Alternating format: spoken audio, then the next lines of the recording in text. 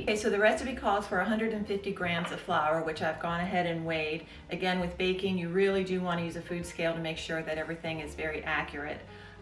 With flour especially, depending on the humidity and the brand, all these different things can affect your flour. So measuring it into a cup is sometimes not, well, it just never is as accurate as weighing it. So I need 150 grams of flour, which is a cup and a quarter if you're using measuring cups.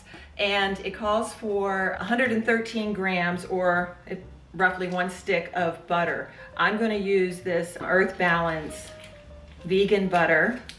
You need to cut it up into cubes.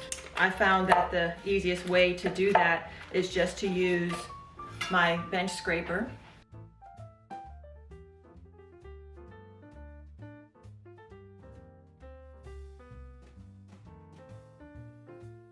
Everything needs to be really, really cold for this to work the best. So I'm going to just put my cubes back in the refrigerator for a few minutes to let them get really cold. Some people also put their flour in the refrigerator to make sure it's cold. The colder your ingredients are when you're making a crust, the better and flakier it'll turn out. Okay, so you'll take a bowl, add your flour. Again, it's 150 grams or 1 1/4 cups. Your chilled butter, you're going to put into the flour, and you want to make sure that your butter is well coated with the flour. So toss it around.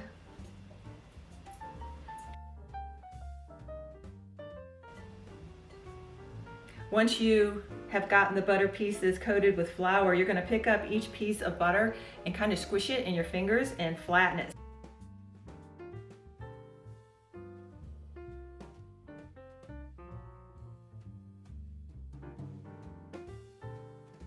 Okay, once you've got your pieces of butter kind of smashed and distributed well throughout your flour, you're going to want to add your water. The recipe calls for 60 grams or 1/4 cup of ice water. Okay, adding the water, you want to just sprinkle it around. Some recipes will tell you to do it a tablespoon at a time, but I'm just going to kind of add a little bit at a time and fluff it. You want to get it well distributed.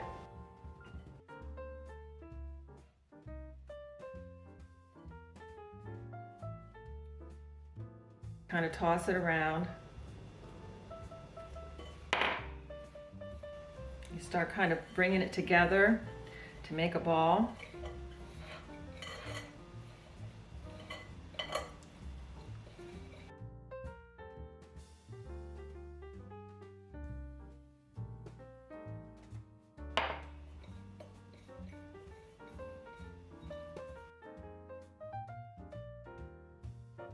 Once your dough is gathered into a ball, flatten it into a disc and wrap it in plastic wrap. The dough needs to rest in the refrigerator for 30 minutes to an hour. You do this so the butter doesn't smush and blend into the flour when you roll it.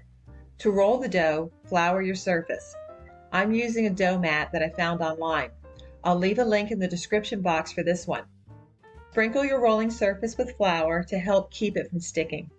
You'll also want to flour your rolling pin. You can see the butter pieces in the dough. These butter spots will help create a flaky crust. As you roll your dough, it's important to make sure that the butter stays coated with flour, or the butter will melt out of the dough as it bakes.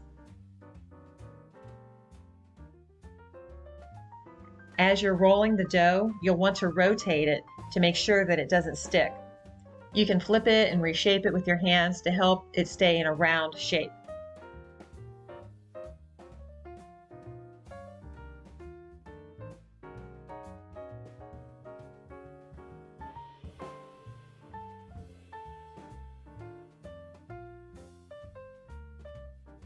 If you notice the dough is sticking, you can use a bench scraper to help lift it so it doesn't tear.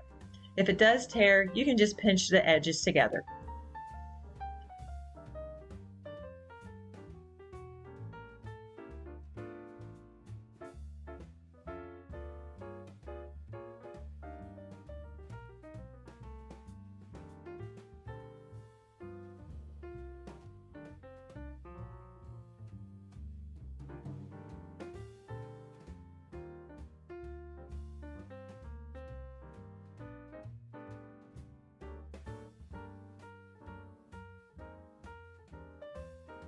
You want to roll the dough to at least an inch wider than your plate and about 1/8 of an inch thick.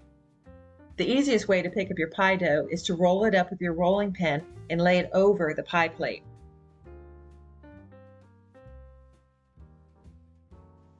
As you're putting the dough into the pie plate, be careful not to stretch the dough. Stretching it can cause the crust to shrink as it bakes. Gently lift the edges of the dough and let it drape into the sides of the plate.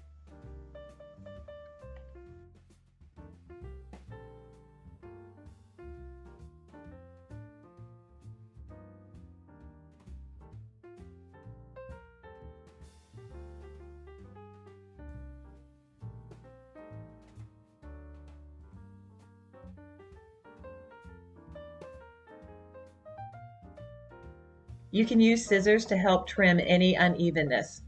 If you have a spot that's too short, you can use the pieces to patch it up.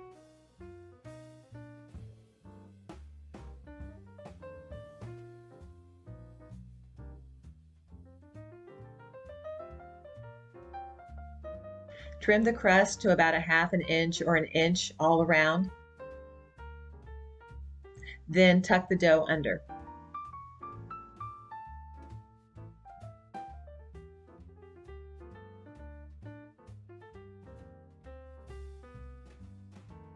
Next, you're going to crimp the dough. I like the pinch and twist method, especially with this pie plate. The dips in the plate make spacing the pinches easy and creates an even crimp all around. For a custard pie, like a pumpkin pie, you want to par bake the crust. Doing this helps prevent a soggy bottom. To help keep your crust from bubbling when you par bake it, you'll need to dock it with a fork. That just means you take the fork and poke it around the bottom and up the sides.